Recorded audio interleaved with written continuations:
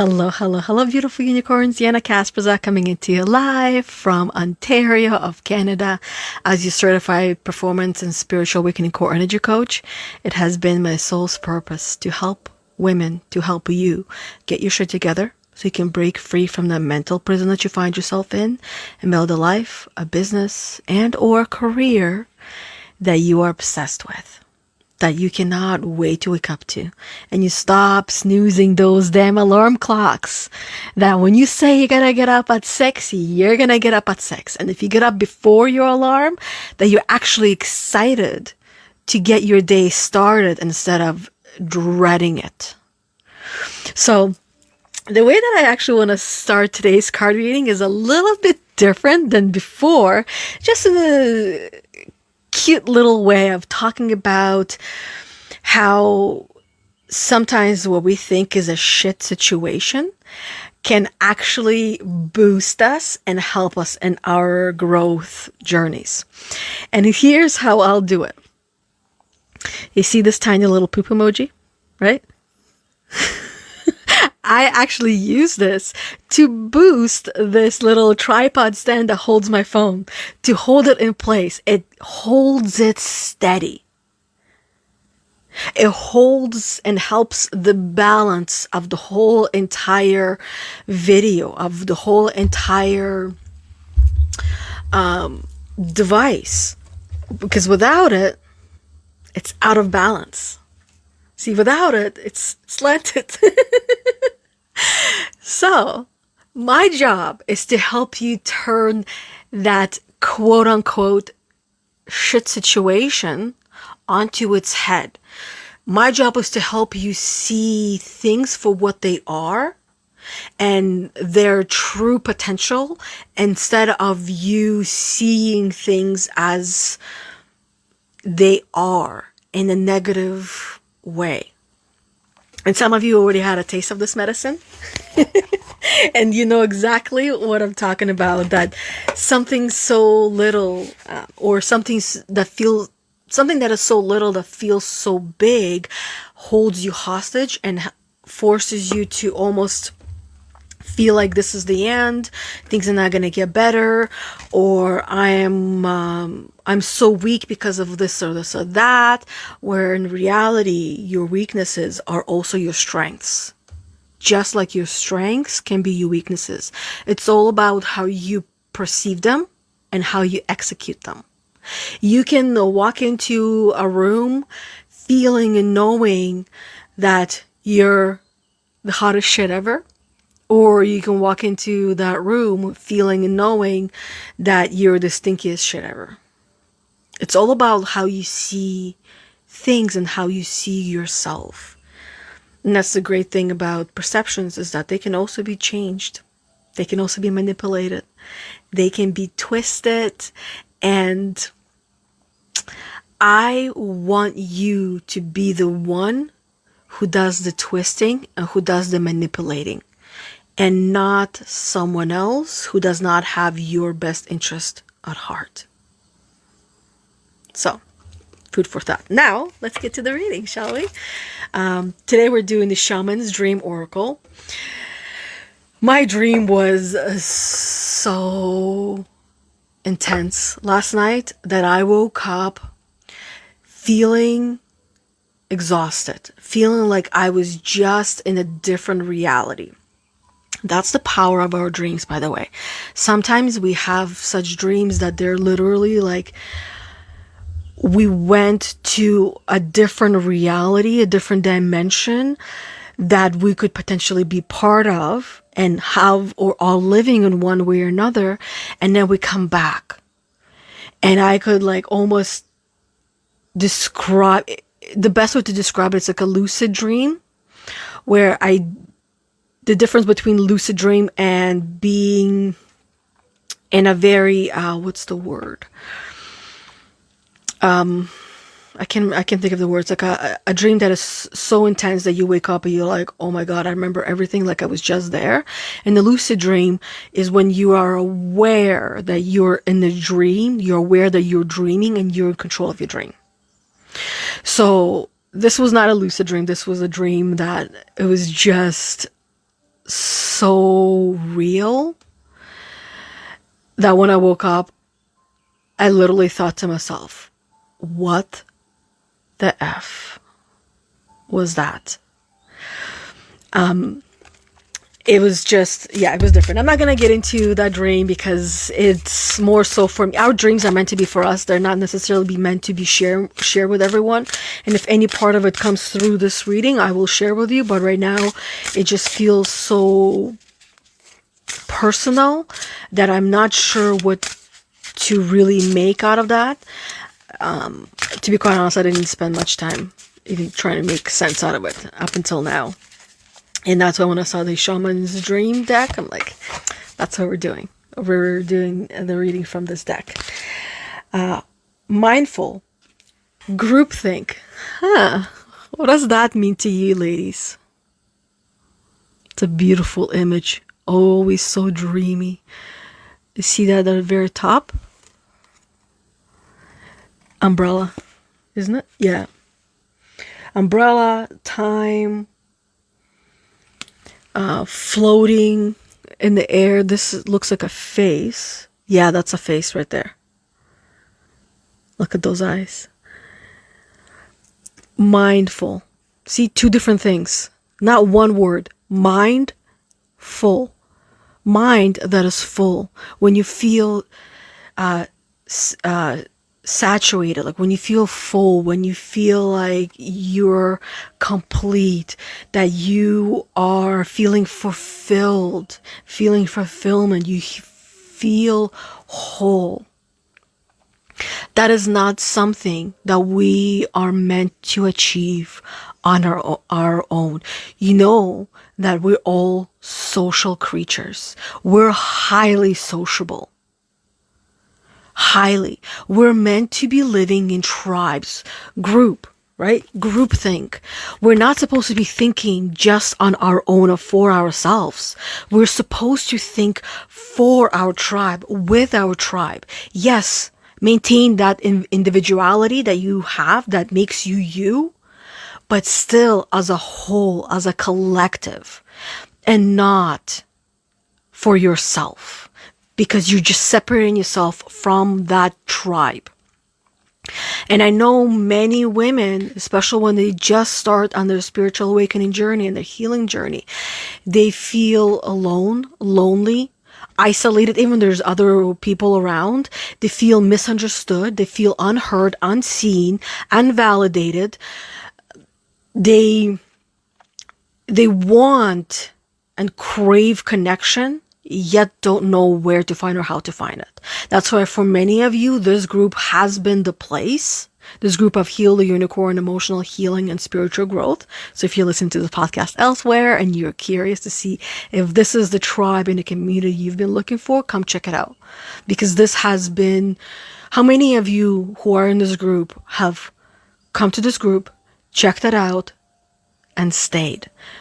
Whether you are loud in this group, whether you're always talking and sharing, or whether you're just one of those observers and watchers, that's how I am as well, by the way, that you only participate once in a while when you really, really feel like you're meant to.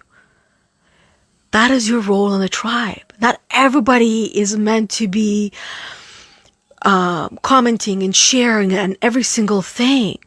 Silent watchers, silent observers. You're more of an observer. Everyone has a role in a tribe. Everyone has a space in the tribe, and everyone is allowed to be who they are. If they choose to change because they want to be that person that comments on everything and loves on everything, then great. And if not, you gotta do you, the authentic you, without trying to force yourself to become someone you're not. Because if you force yourself, you will feel broken. Because then you're comparing yourself to something and someone that you feel like you have to be, but you can never be. Because that's not who you are. You're going against your true authentic self. You're not meant to fit a mold. None of us are meant to fit a mold. And that's why there's so much pain and suffering, because we're trying to put this damn Cinderella shoe on our feet, and it is only meant for Cinderella. All of us have our own Cinderella shoe. You just got to figure out what that is. And the way to figure out what that is you gotta uncover and dig deeper into who you are, into who you were, into who you are, into who you want to be, understanding yourself through all the 7 levels of energy, all the different things that maybe people share with you, and helping you to understand who you're being. And when you don't like when you hear something, the reason why you don't like when you hear something is because someone is calling out on your BS. They see you for who you are being, and you don't like it because that is not the true authentic you. Which is your cue to own it and say, I hear you, I see you, thank you. That is not who I truly am. This is who I am being, which is part of that program. But let me uncover who I truly am based on your feedback. So, now let's go into the feedback, shall we? As the group thinketh. 40. There we go. Mind full. Have your full mind. Keeping a clear mind. Hurtful thoughts. Groupthink. Biggest part of the program is to beat ourselves up, to say mean and hurtful things to ourselves, is to minimize ourselves and what we're capable of, is to see ourselves as a bad girl instead of a good girl. And even though we know we're good girls, we feel like we're being bad when we go against the grain, when we speak our minds, when we do what we want to do, when we choose ourselves, and when we put ourselves first, for me, the biggest one was, and to me, I remember crying so much when I did this, is when I finally decided what I was worth. And I started investing in myself. Now, investment doesn't always mean money. Investing time into myself was much more harder and painful to overcome and to embrace and to own than it was investing money. Investing money became easy in myself. It became so easy that I struggled to invest time into those investments, into myself. That is what became the hardest to invest in. So I worked on my money story. Got that shit figured out. And one of those things about all these stories is that there's always going to be more to the story. No matter how much you have worked on that story, there's always going to be more. There's always opportunity for growth and evolution in every and any story that you carry. Whether it's a money story, whether it's a time story, whether it's self-love story, whether it's your self-worth story, whether it's what other stories are there? Your belief stories, whatever story that you're carrying, there's always more to learn and grow. Sky is not the limit. Those who have been into outer space, they know and they feel and they understand that there are no limits. Now, we humans of the earth, the earthlings, we can only look up at the sky and we see the sky and we see that that's the lid, that's the cap. That's like fleas in the jar. You've heard of that experiment? And if you haven't, I'll share it with you really quickly. We're going to talk about the group, right? So as fleas, and similar concept with elephants. So fleas can be trained and they learn really quickly that when you put them in a jar and you put the lid on the jar, that they will jump and they jump and they jump and they try to get out. Fairly quickly, they will learn that they will not get out. There's no point of jumping. So they stop jumping. And you can take the lid off and they won't even know. They will not even know that the lid is off because they will no longer be jumping and attempting to escape. They're good little girls. Now, This is how the programming works. It goes so much deeper than just how you have been raised. You have been receiving the program of your ancestors throughout your lineage. So when you spend time healing yourself, and this is the stuff that gives me chills, that when you spend time healing yourself, you heal your lineage, your ancestors. You're not just doing it for yourself. You're doing it for all of them. You heal their trauma, their struggle, their suffering, because it is in you. And you don't even know it, because it's in your blood. It's been passed down generation after generation. You got recycled blood in you. So, as a good girl, you want to help everyone around you. And yes, your ancestor might not be here, but you can still heal them. And in healing them, you're healing yourself. Because they never had this opportunity like you do. Never. And in healing yourself, you're healing future generations. It takes one generation to heal. Because you're not like fleas. Because fleas, when they have their babies will never attempt to jump. Their babies do the same thing that their mama and papa fleas did. They are going to be living the program that they have been given through the passing of their blood, if you will.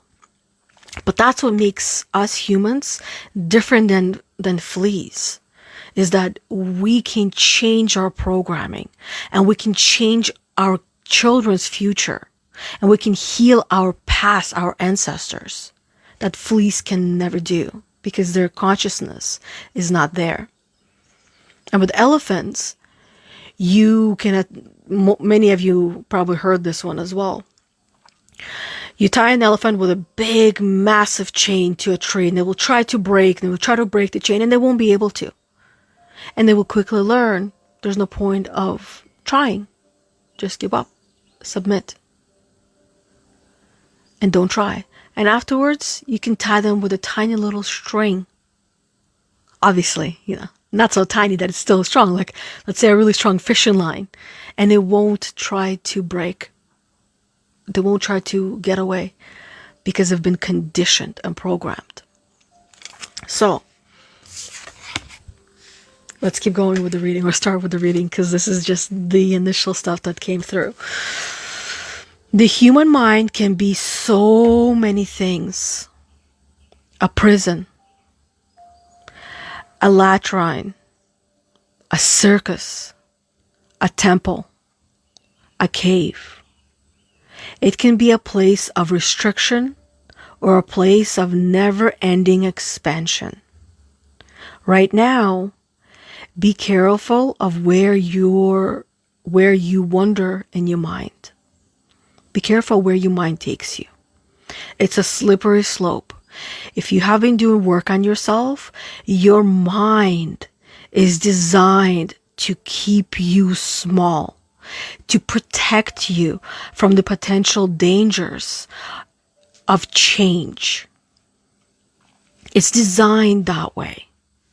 That is that voice that tells you not to try, not to do something, not to step out of line, to not speak up for yourself, because you will get hurt.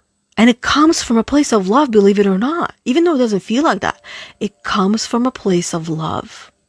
That voice is love. It's trying to do its best to protect you, to keep you safe, so you do not get hurt. And change comes with its own pain, if you will. So, as you can imagine, that voice's job is to keep you safe from pain, from change. And that is why most people will not change, because it feels a lot more painful than staying the same. But if you pause and think and just ponder, Where will you be 6 months from now if everything is the same? And the following question is, where will you be 6 months from now if you choose to work on yourself in the way that you're feeling called to work on yourself and heal yourself? And see the differences. See the possibilities. See who you can become. See how who you become will affect those you care about most. How will your relationships change? Most importantly, how will your relationship with yourself change if you choose to heal all of those stories, all of those blocks, and understand yourself for who you truly are and who you're trying to be? It's like, how different will your life be when you uncover and discover your own mold, your own Cinderella shoe, versus how will your life be if you continue to fit into the Cinderella shoe that just won't fit no matter what you do? Do you know the actual true story? You know, Disney does the PG version of the Cinderella. The real Cinderella story is a lot more gruesome than we've been told to believe. It talks about the measures of what people will go to in order for them to fit into society, to fit into the shoe, into the glass slipper. The sisters would cut their toes off, their foot, so they can fit into that shoe. Are you willing to mutilate yourself to fit into society? I bet you probably think or saying, no, I'm not willing to. But what if I told you you already have been? And that's why you feel the pain and the suffering, because you've already been mutilating yourself. You've already been changing and converting yourself to everybody else's needs, wants, and beliefs, and you lost yourself in the process. See the programming we received and we didn't even know it? Of the true Cinderella story? We're all Cinderellas in disguise.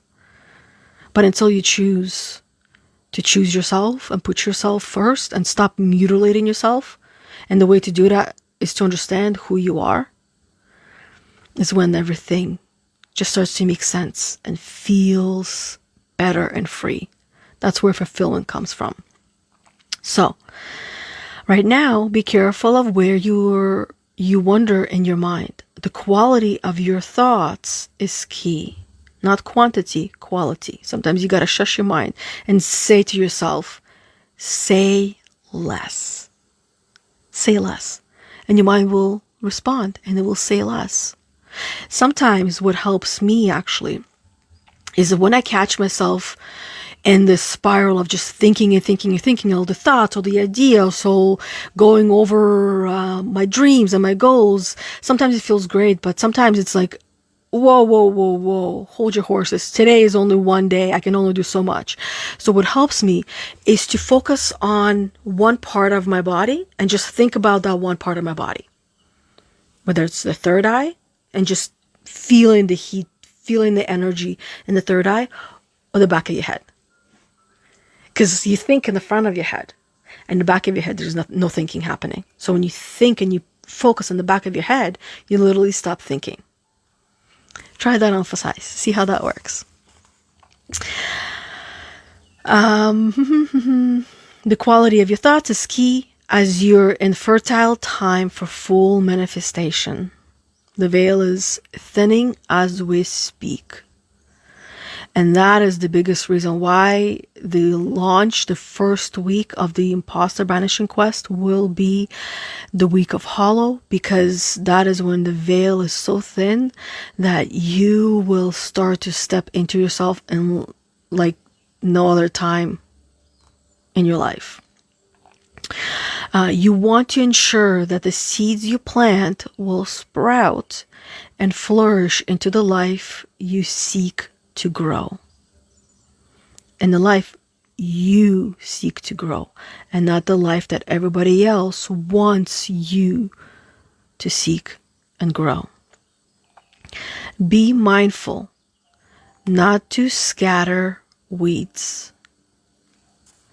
It's easy to be influenced by others right now too.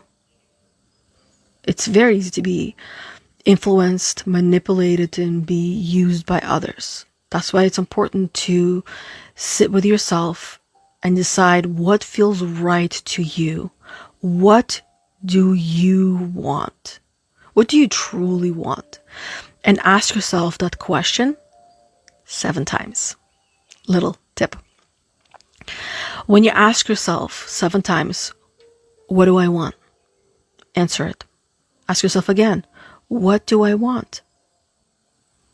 Based on the previous response, what do I want? Answer that again. Based on that response, what do you want? And you keep going until you ask yourself, what do I want 7 times? And that will be the truth of what you actually want. That's how deeply buried your wants and desires are. 7 layers deep. That's pretty deep, eh? Just like 7 levels of energy. Interestingly coincidental, if you believe in coincidences. Especially in our digital age, right? We're talking about easy to influence, especially in our digital age. It's hard to protect yourself from the energy and the sheer amount of information bombarding you 24/7. You gotta have detox time with no tech, by the way. So you can see and hear yourself. If you allow all the fear and uncertainty to pollute your mind and emotions, you will fill yourself up with this negativity and then see more of it in the outer world. And this is how do you gain control of the masses? You pump them full of fear, doubts, and uncertainty. You confuse them. Guess what happens when they're confused? They will look to someone to lead them, to tell them what to do and how to do that. It is very easy to be influenced by the bad leaders who tell you all these good things and then in the end lead you to the edge of the cliff. Just like it is also easy to follow the good leader that would lead you all the way to the top of Mount Everest that you never thought you'd be able to climb. And the choice is yours. For some of you, it's a conscious choice, while for others, it's an unconscious choice, which means that you're not aware of what programming you received, what is being fed down your throat, how you're being manipulated, how you're being guided towards the edge of the cliff and not to the tip of Mount Everest. Stay out of the gossip and other forms of groupthink. For when you cut another person down to their level due to their perceived mistakes or limit them by your envy, you activate lack for yourself. Comparing yourself, there are healthy ways of comparing yourself. When you essentially just see the opportunity or the next thing you want to try or the goal or destination. Essentially, it's like you see someone went on vacation and you're like, oh, I want to go on vacation. Okay, I'm putting that on my list and I'm going to spend today looking for that vacation. Versus, oh, they went on vacation. Oh, that must be nice. I wish I could go. I wish I could afford it. Which one do you think will bring you closer to the life of fulfillment? Which one do you think will help you to manifest everything you want? It's definitely not the one that calls in the lack and believes in the lack. It's the other one that gets excited and starts planning even if there's no money in the bank to pay for that trip. Because you know You can always earn more, but you can never get time back. And this is where, when it comes to groupthink, you want to surround yourself with people that you want to be more like, and not the ones that are gossiping. Like the tribe that you want to be part of. You want to be part of the tribe that uplifts you, that hears you, that understands you, that supports you, that gives you a safe space and safe place to be you, and accepts you wholeheartedly, and does not bring you down. It doesn't complain about everyone and everything around them constantly. Where were we? So, fill yourself with thoughts of plenty. Imagine your universe unfettered by scarcity, and alive with abundant hope and goodness. Be mindful of what your mind is full of, and keep the faith. Good brings more good. Love, more love. Gratitude, more things to be grateful for. What you focus on grows. If you focus on the lack, and many people are not even aware that they're focusing on the lack. You go to a store and there's something that you want to get. Whether you need it or not, that's besides the point. If your thought is, I can't afford this, you're calling in the lack. You're bringing in lack because you don't have the money. That's your money story. If your friend reaches out to you, wants to hang out with you, and your response is, I don't have the time right now, you're talking about the time story, and you will feel, and this also expresses how the blocks as well, you will feel throughout your day and days and weeks that you don't have time, that you're running out of time. There's never enough time. Universe will prove to you what you believe to be true. And if it's not true, then you got to start changing the messaging.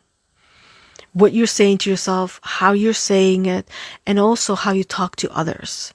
We rarely hear what we say to others because we're just trying to get our point across. We're just trying to, because when somebody's speaking, you're thinking of what you're going to say, how you're going to say it, and you're just waiting for your moment to speak. And when you speak, you try to get it all out as quickly as you can.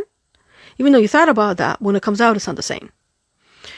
And then you speak, and then once again, the other person is speaking, probably not listening to what you just said, or not fully hearing what you just said. Then you're waiting for your turn to speak again. And then you speak, and it's like you take turns to speak without fully hearing what one is saying to the other, and what the other is saying to the other. It takes time and patience for us to figure out how to speak, how we want to speak, how we don't want to speak, and then practice that. And how to listen and hear what people are saying. So, I know there are some comments coming through. I just cannot see them on my phone, as Facebook is doing a great job not letting them through on my phone. Sometimes it does, sometimes it doesn't. It's hit and miss. It has a mind of its own. And then I'm trying to open up on my computer as well, and it is not loading the Facebook. So let me see if it works now. Sometimes the internet seems to disconnect for some reason. Looks like it's loading, so I'm going to take a quick look if it doesn't take too long, because I know we all got things to do, but at the same time we all want to be seen and heard. So that's why I want to make sure that I see the comments and nobody feels like they're being ignored. Okay, let me open that up. That's why I want to make sure that there we go. I see the comments and nobody feels like... Okay, mute that. Kelly, hey Kelly, how are you doing? Kelly says, good morning. Danielle says, wow, that's amazing. I was just talking to you about my reservations about being in the group, but also knowing how beneficial it would truly be for me. Right? What is a coincidence? It's like the reading was for you because of how being part of the group, of the tribe, how intimidating that would feel. And you're not alone in this. I would love to actually see by the raise of hands how many of you who are watching this video, even if you're watching on the replay, just put your hand up. How many of you feel intimidated being in a group setting as you are working on your blocks, as you're healing, as you're sharing what you're going through, what you're dealing with, as you're being open and vulnerable? How intimidated do you feel in that environment? I would be the first one to put my hand up, is that for me, very intimidated, used to be. Now, no. Now I'm good. Now I'm comfortable because I've taken the time and the effort to identify what are the things that make me uncomfortable, what are the things that intimidate me, that hold me hostage in my mind, that I do not want.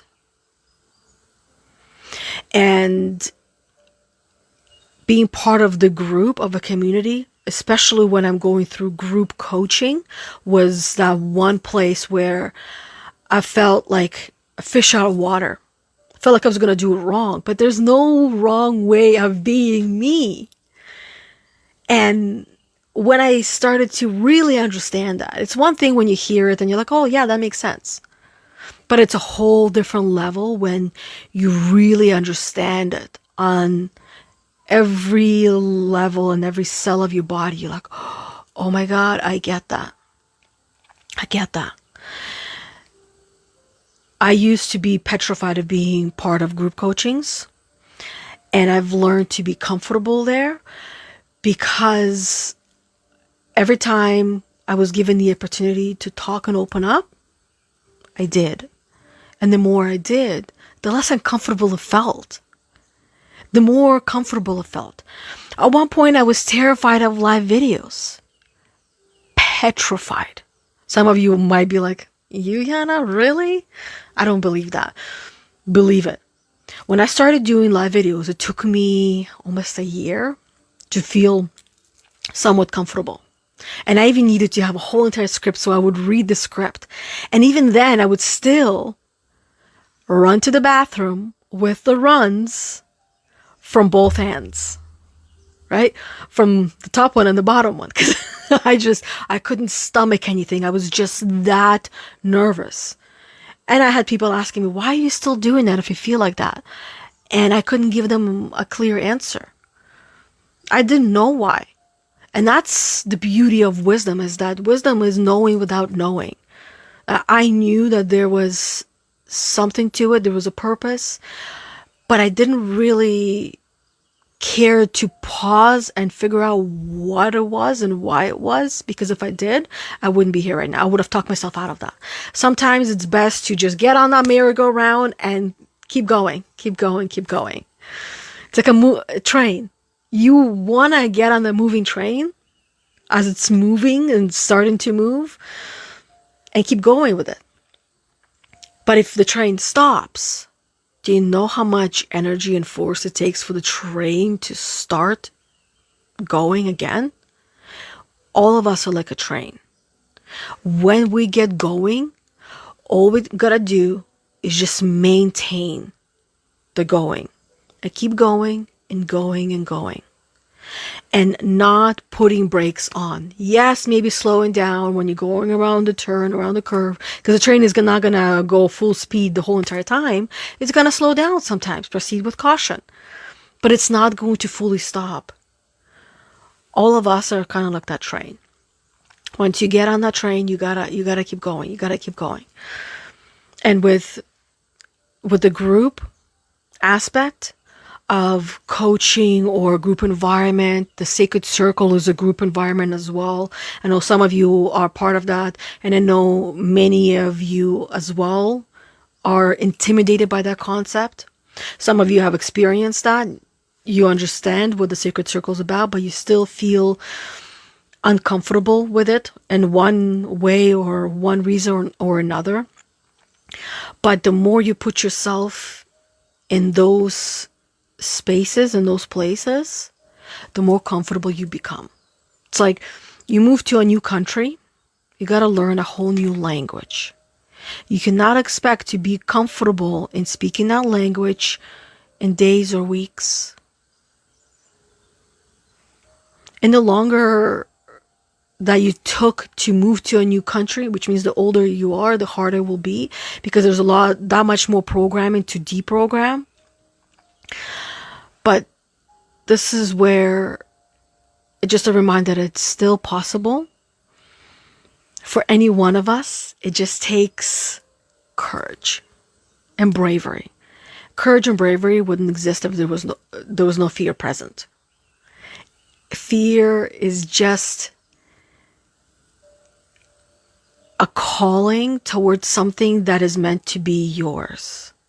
Just like the fear I was experiencing with live videos. Just like the fear I was experiencing when I signed up to work with my first coach. Just like the fear I experienced when I said yes to the IPEC coach training program. Just like a fear I experienced when I was hired by the first client. Just like a fear I experienced when I did my first group coaching as the coach. Just like the fear I experienced when I attended the first group coaching as a participant. Just like the fear I experienced when I joined the very first sacred circle, and in the second sacred circle, and in the third, to try different ones to see which one was for me. Just like the fear I experienced getting pregnant and giving birth and having the first house, then having a second house.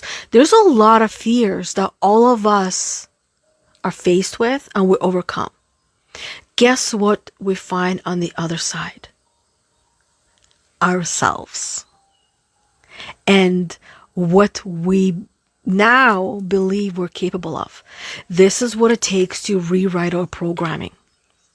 Identifying the blocks, the fears, the discomforts, and then facing them head on. So you can find yourself on the other side. So you can see who you truly are and what you're truly made of. If the group aspect intimidates you, embrace it in the way that feels right and authentic to you. Push past your discomforts. Find ways to get comfortable in your discomforts, and you will find yourself there. You're not going to find yourself in your comfort zone. You will find yourself in your discomforts, in your fears, in your anxieties. That's where you find yourself. You want to know who you truly are and what you're made of? Work on yourself. Identify all those things that scare you, that petrify you, that you want to do, but you don't know why. And don't spend the time figuring out why you want to do them. Because like I said, if I spend the time figuring out why I wanted to do live videos, I would have stopped going live because I would have talked myself out of it. That voice would have talked me out of it because that was scary. That was unknown. There was going to be bullies. There was going to be a lot of negativity. There was going to be a lot of trolls. And I don't want that. That doesn't feel safe. Doesn't feel comfortable. Rebecca says, I'm late. I lost track of time. Blowing bubbles with Charlotte. Oh, that's so fun. I love blowing bubbles. I also love a bubble blowing machine, so I can save my lungs for other type of breathing and not blowing the bubbles. But it's a great practice also teaching the kids to blow and have control of their breath. So that way they can blow out their candles on their birthday much better, much easier. And strengthening the lungs as well. Rebecca put her hand up when I was talking about put your hand up if the group aspect makes you feel intimidated or uncomfortable.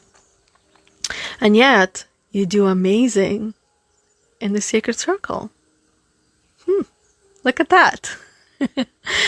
I guess it depends on what kind of group setting as well. And especially in the beginning stages, of course, it's not going to feel comfortable. It's going to feel, you're going to feel like a fish out of water. Why would we expect to feel comfortable the first time we do something when we've never done it before? It's a fantasy. It's wishful thinking, because realistically, we're not going to feel comfortable the first time we do something.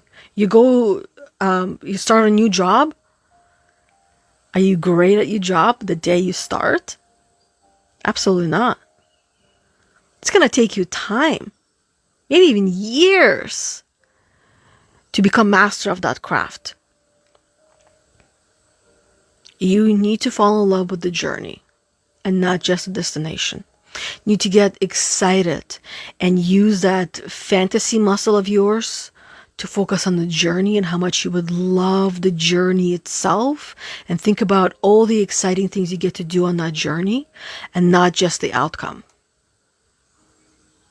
Not just the outcome.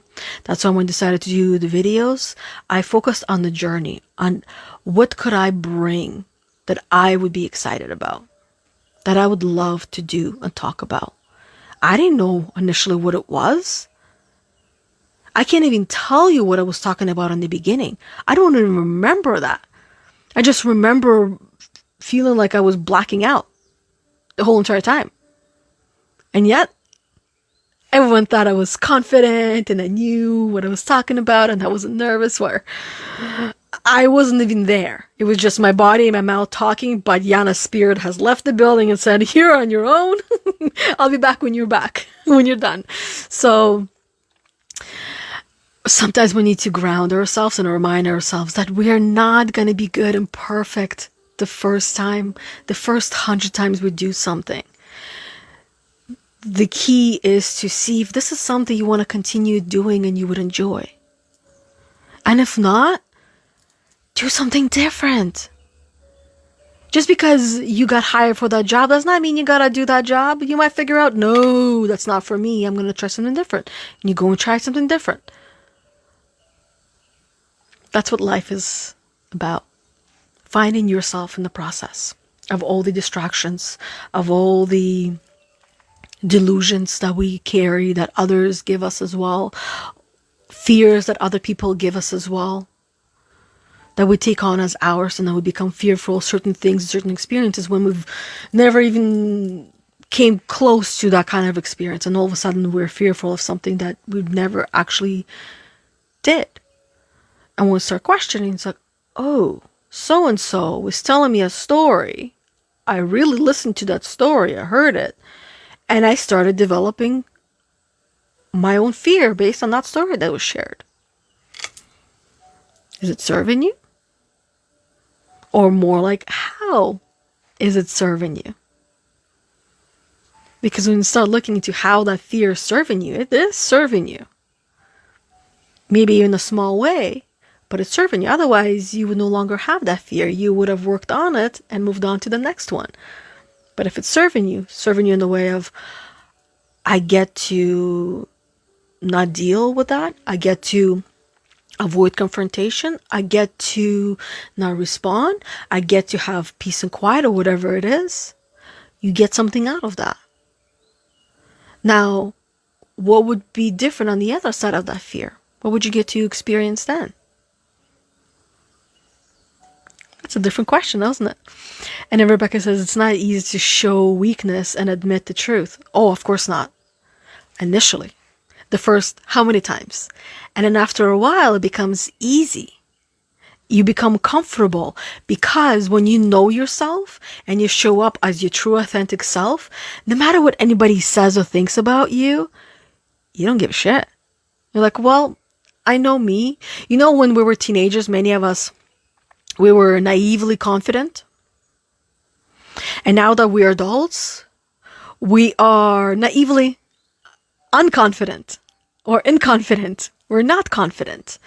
And we can learn to be confident, and we become confident when we know who we are. We become really solid and balanced on our footing, that no matter what anyone says, when you really get to know yourself and you really love yourself, you really truly don't care what anybody thinks. You just instantly know without spending any kind of energy, that's not the person for me. No, thank you. And you move on and you move forward until you find the people that are for you. You get comfortable. Here's the thing. Most of us, we try to go through life thinking and naively believing that nobody's going to judge us. Regardless of what you do, regardless of what you say, there will always, always, always be people who will judge you. Even if you're the nicest person in the world, someone will see you in the negative light and will judge you negatively. No matter how good you are, someone will try to twist your good around and make you seem like a bad person. Now, when you know that you're good, that you're great, at what you say, at who you are, or what you do, what kind of a mother you are, no matter what anyone says, your world will not be shook. And you won't care because you know who you are, and at least you're not lying.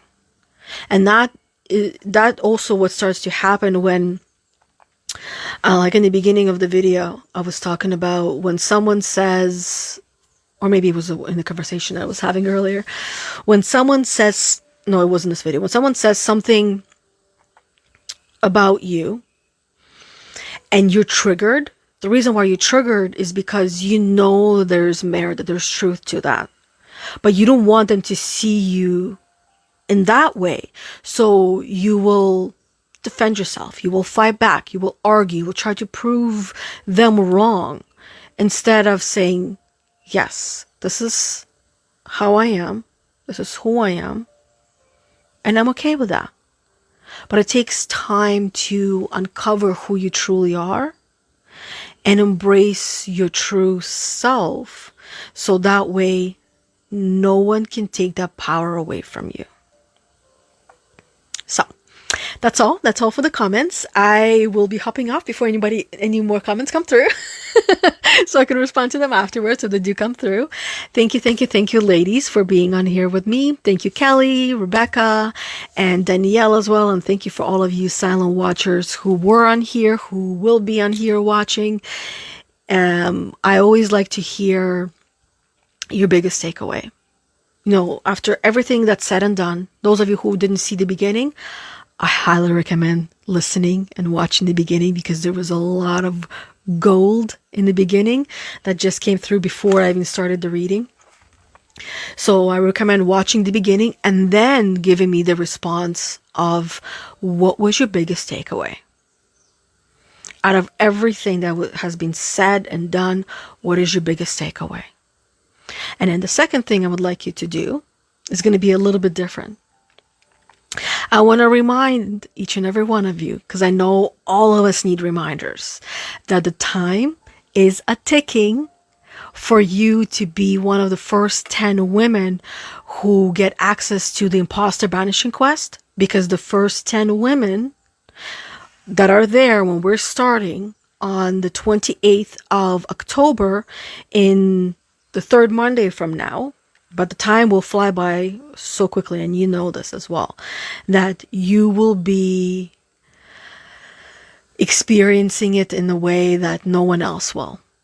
And I want to remind you to book your call with me, so that way I can take you through what you will expect and what the Imposter Banishing Quest is about. And whatever you've seen online me talk about, it does not even scratch the surface of what is involved and what you're going to be experiencing and growing through in the time together for this quest. So, some of you already had that call, and I appreciate you for booking it and showing up and taking it all in. While the rest of you, I cannot wait to see you in person and give you the spiel of everything that is Empathy Unicorn Academy. No, Imposter Banishing Quest, to help you on your journey of self-discovery and that ownership of yourself, of your authenticity. And until we see each other next time on Monday for another one of these Monday card readings with myself, Yana Kasperczak, at 11:45 a.m. Eastern Time, or we'll see each other tomorrow on the Sacred Circle at 10 a.m. or right after the Sacred Circle at 11:45 a.m. Eastern Time-ish for story time with myself on my personal page on Facebook. And until next time we see each other, bye everybody. Have an amazing rest of your day.